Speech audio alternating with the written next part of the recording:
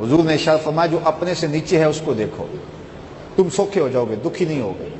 अपने ऊपर देखोगे तो दुखी हो जाओगे, मेरे पास ये भी नहीं है, मेरे पास ये भी नहीं है, मेरे पास ये भी नहीं है। लेकिन अपने से नीचे देखो, तुम 5 मरले के मकान में रहते हो तो देखो वो भी जो झोपड़ियों में रहते हैं तो तुम्हें सुख मिलेगा, तुम वहां आसूदा हो जाओगे। लेकिन तुम 10 कनाल के बंगले में भी रहते हो, आगे देखोगे कि फलां एकड़ों में रहता है तो आपके लिए वो बंगला भी तंग तंग दिखाई देगा। तो ऊपर ना देखो, नीचे देखो, नीचे देखोगे तो सौखे रहोगे। जिंदगी सौखी गुजारने का ज़ाब्ता रसूल करीम ने बयान कर दिया कि अपने नीचे देखो, अपनी मिट्टी पे ही चलने का सलीका सीखो, संगे मरमर पे चलोगे तो फिसल जाओगे। इस्तिग़ना क्या है? ये हयात तय्यबा का रूप है, और जो अच्छे अमाल करता है अल्लाह उसको नसीब कर देता है। इमाम कुर्तुबी ने इसका एक और माना भी बयान किया है, फरमाया कि हयात तय्यबा से मुराद रिज़्क़ हलाल है। अगर हमने मालूम करना हो कि हमारी नमाजें कबूल हुई हैं, हमारा हज कबूल हुआ है, हमारे दीगर नेक अमाल कबूल हुए हैं, तो कैसे अंदाज़ा करें वो कबूल हुए हैं? देखें कि अल्लाह ने हमें जो रिज़्क़ दिया है वो हलाल है या हराम है। अगर उसने हमें हलाल रिज़्क़ दिया है तो समझ लो उसने हमारी नेकियां कबूल कर ली।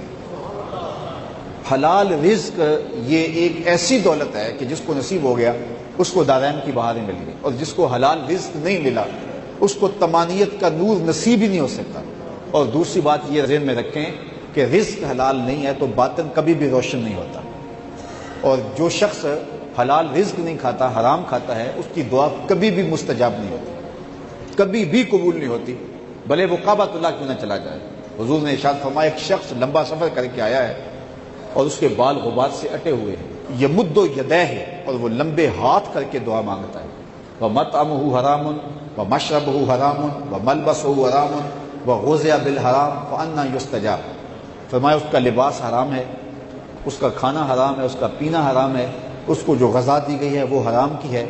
अब लंबे लंबे हाथ करके काबतुल्लाह के सामने खड़ा होकर हतीम में दुआ मांगता है, काबा के गिलाफ को पकड़ के चीखता है। रसूलुल्लाह फरमाते हैं उसकी दुआ कैसे कबूल होगी? जब उसका रिज़्क़ नापाक है तो उसकी अपनी दुआ भी कबूल नहीं होगी, बल्कि सूफिया फरमाते हैं नेक लोगों की दुआओं से उसका हिस्सा भी निकाल दिया जाता है। जब अल्लाह के बंदे दुआ मांगते हैं अल्लाह पूरे मुसलमानों की, पूरी उम्मत की खैर फरमा, तो जिसका रिज़्क़ पाक नहीं होता उसका हिस्सा उससे निकाल दिया जाता है। तो हयात तय्यबा का रूप यह है कि हम अपने रिज़्क़ को पाक जब कर लेंगे तो समझ लें कि अल्लाह ने सुथरी और पाकीज़ा ज़िंदगी दे दी, और पाक रिज़्क़ कमाने खाने वाला अपने क़ल्ब में एक तमानियत का नूर पाता है, और अगर वो नहीं है तो फिर कुछ भी नहीं है। तो हमें हयात तय्यबा हासिल करने के लिए रिज़्क़ हलाल जो है वो इख्तियार करना चाहिए।